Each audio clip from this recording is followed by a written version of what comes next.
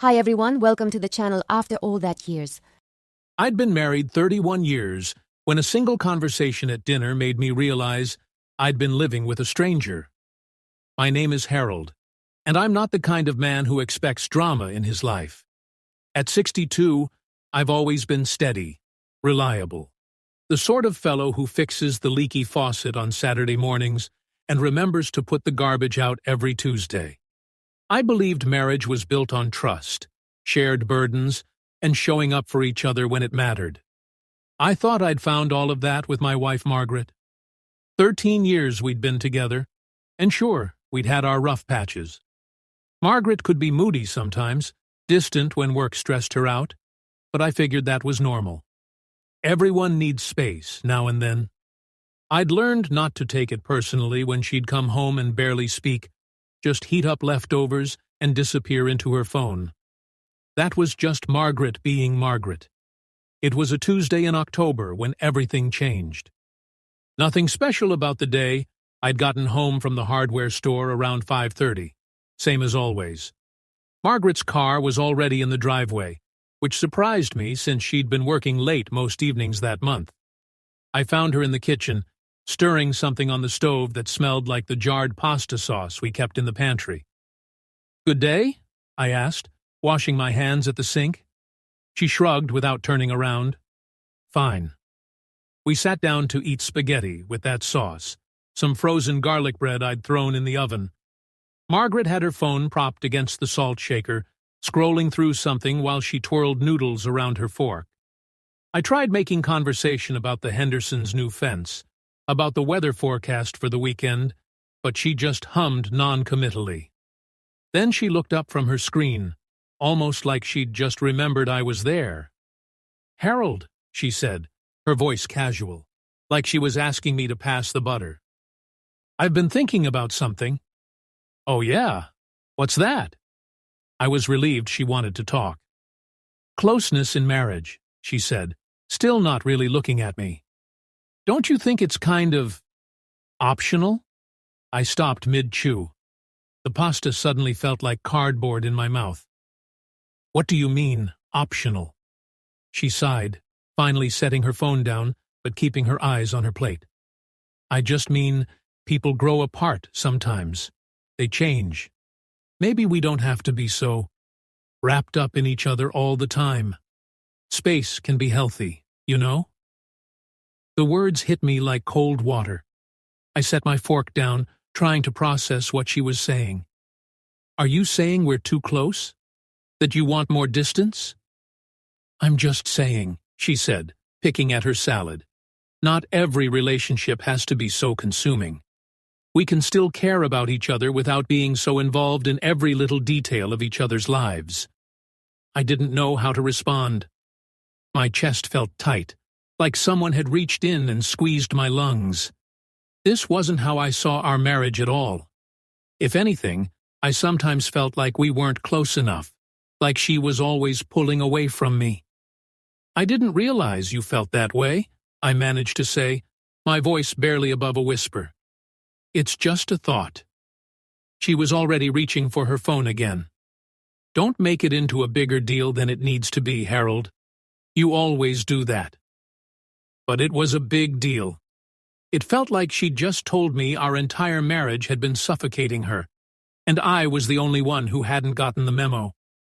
The rest of dinner passed in a blur. Margaret finished eating and went upstairs early, claiming she had a headache. I sat at the table for a long time after that, staring at the cold pasta on my plate and trying to make sense of what had just happened. That night, lying in bed next to her, I couldn't sleep.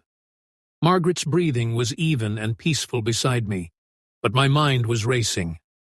Was this just a rough patch, or was there something deeper going on?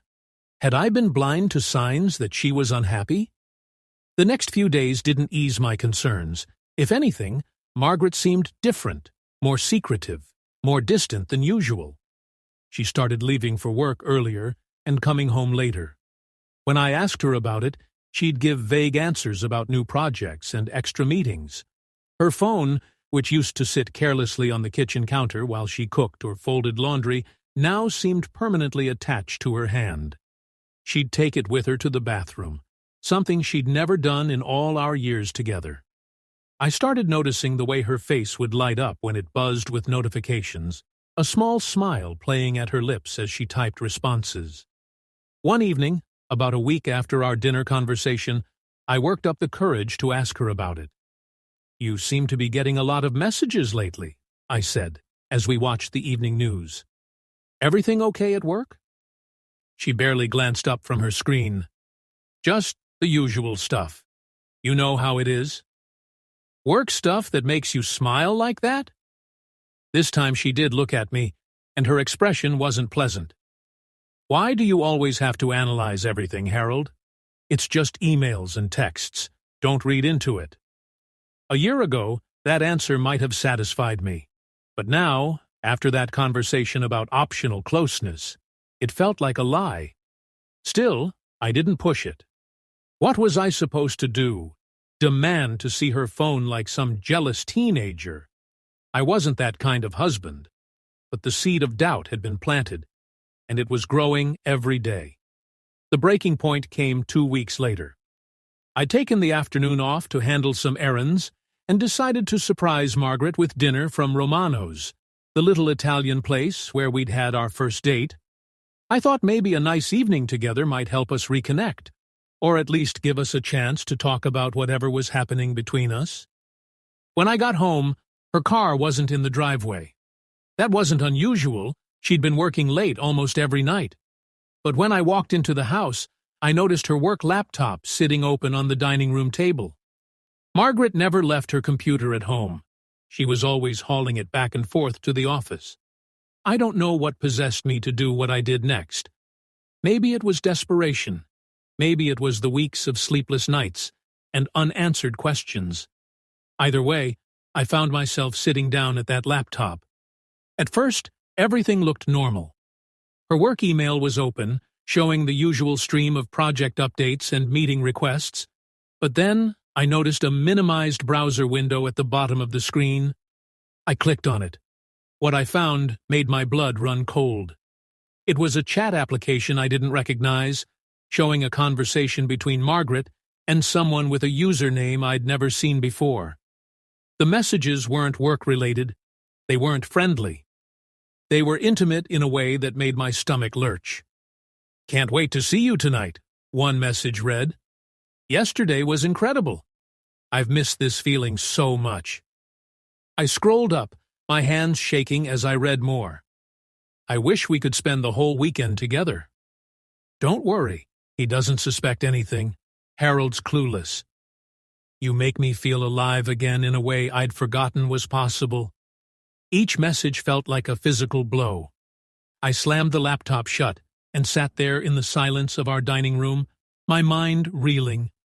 Was this real? Was my wife, the woman I'd built a life with, the person I trusted more than anyone, actually having an affair? I sat there for what felt like hours, the takeout growing cold on the kitchen counter. When Margaret finally came home around 9:30, her hair was styled differently than it had been that morning, and she was wearing makeup she definitely hadn't put on for work. "Oh, you got dinner," she said, noticing the Romano's bag. "I already ate. Sorry."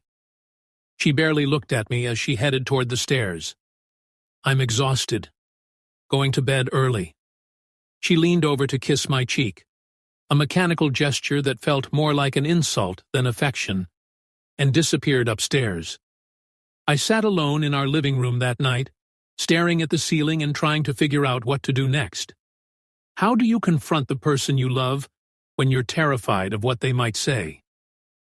The next morning, Margaret left early without saying goodbye. I watched from the bedroom window as she backed out of the driveway, her phone already pressed to her ear before she'd even reached the street. I called in sick to work and spent the morning pacing around the house, replaying those messages in my head. By afternoon, I knew I couldn't just sit there and pretend everything was normal. I needed answers, real ones, not more vague excuses about work meetings and project deadlines. That's when I did something I never thought I'd do in my life. I hired a private investigator, I found him online, a guy named Chester Robbins with good reviews and a straightforward website. When I called his office, his secretary scheduled me for that afternoon. Chester was a thin man in his 50s, with kind eyes and a direct manner. His office smelled like coffee and old leather, and he listened to my story without judgment. "Mr. Harold," he said when I finished, "I want you to know that you're not alone in this situation. We see it more often than you'd think. But I also want you to be prepared. Sometimes the truth is harder to hear than the uncertainty." I gave him Margaret's schedule, her habits, even the little details I'd noticed about her behavior lately. He assured me he'd start immediately, and that he'd be in touch within a few days. Those were some of the longest days of my life. Margaret continued her routine of late nights and dismissive explanations, while I played the role of the unsuspecting husband. Every time she walked out the door, my heart sank a little deeper. I'd find myself staring at my phone, waiting for an update from Chester, dreading it, but needing it at the same time. The call came on a Thursday evening while Margaret was in the shower. "Harold, it's Chester. I've got something, and I think we need to meet in person." "What did you find?" I asked, though part of me already knew. "She's meeting someone, a man. They've been seeing each other regularly. Restaurants, parks, and yes, a hotel. I have photos." Even though I'd suspected it, hearing it confirmed out loud felt like being punched in the chest. How long has this been going on?" "At least 6 weeks from what I can document, but probably longer. Can you meet me tomorrow afternoon? I think you should see this evidence in person." We met the next day at a small diner on the edge of town. Chester handed me a manila envelope with the kind of weight that told me my life was about to change forever. The first photograph was enough.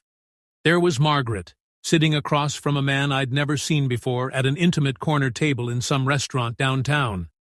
She was leaning forward, laughing at something he'd said, her hand covering his on the table. It was the most animated I'd seen her look in months. I flipped through the rest with growing numbness. Photos of them walking through Riverside Park, his arm around her waist as they talked. Pictures of them entering the Marriott downtown, both of them looking excited and carefree in a way that cut through me like a knife. "Is there any doubt about what's happening here?" Chester asked gently. I shook my head, my throat too tight to speak. When I got home that evening, Margaret was in the kitchen, humming as she prepared what looked like a complicated dinner. She seemed happier than she'd been in weeks. "I picked up groceries on the way home," she said, not looking up from the cutting board. "Thought I'd make that chicken dish you like."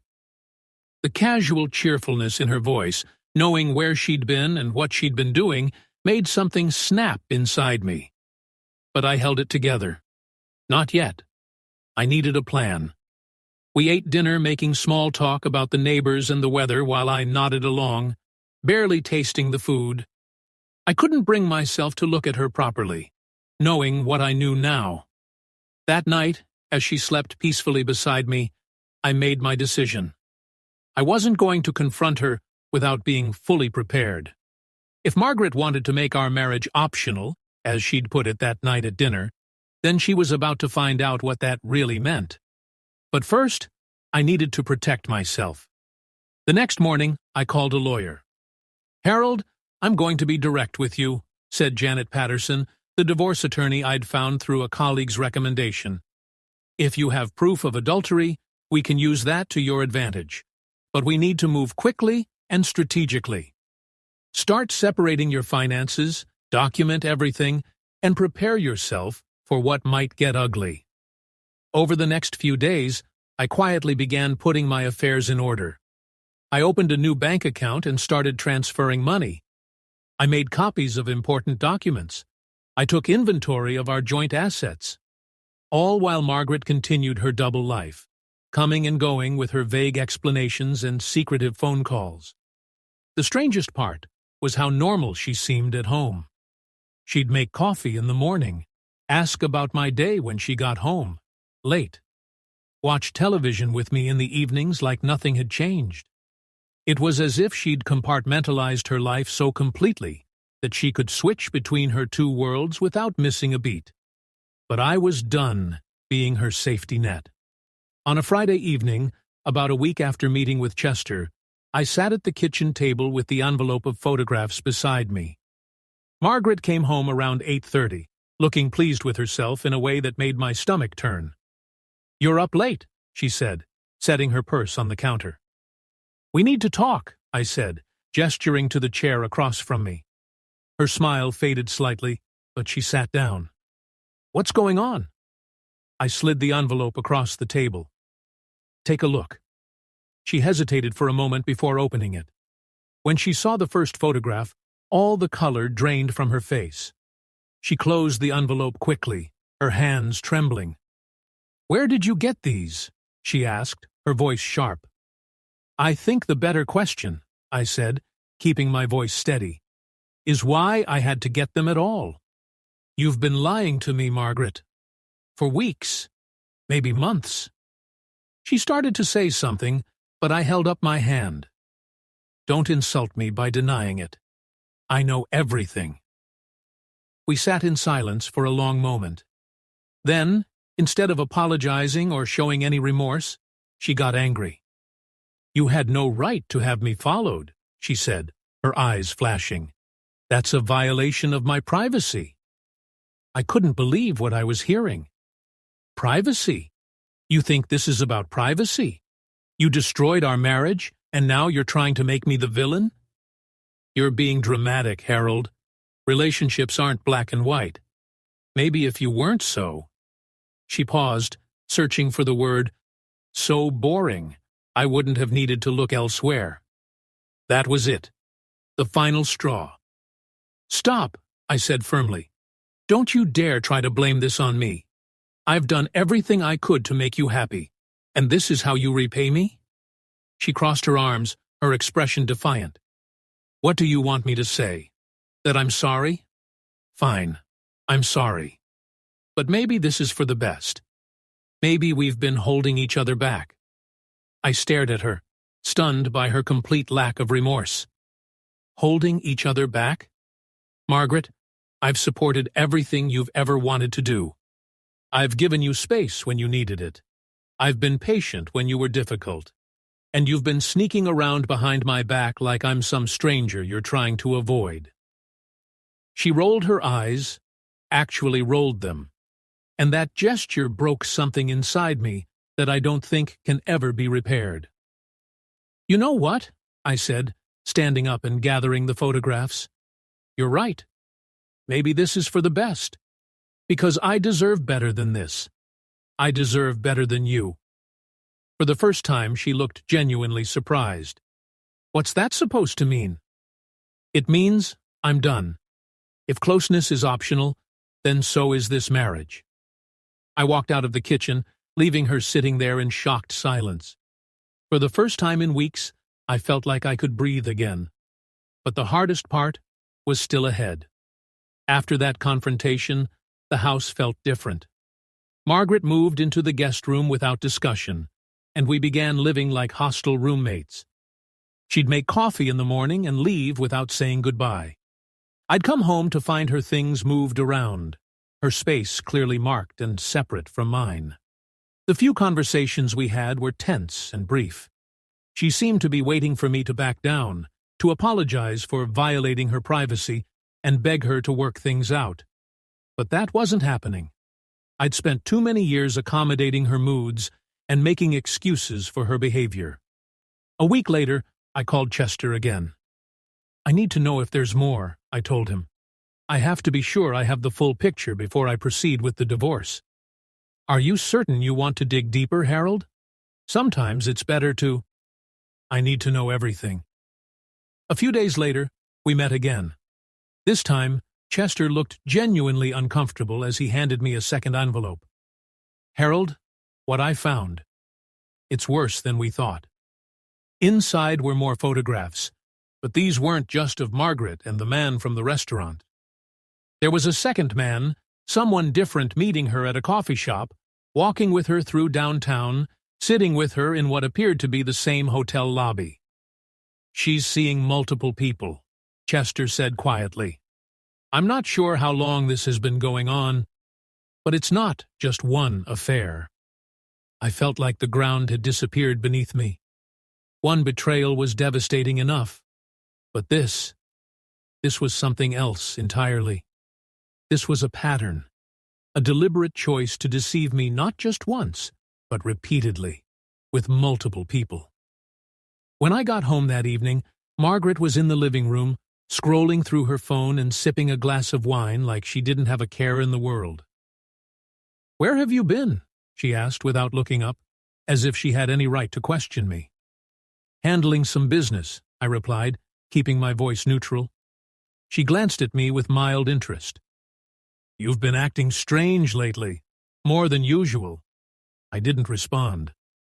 Instead, I walked past her and went upstairs to my office, where I sat staring at the new photographs Chester had given me.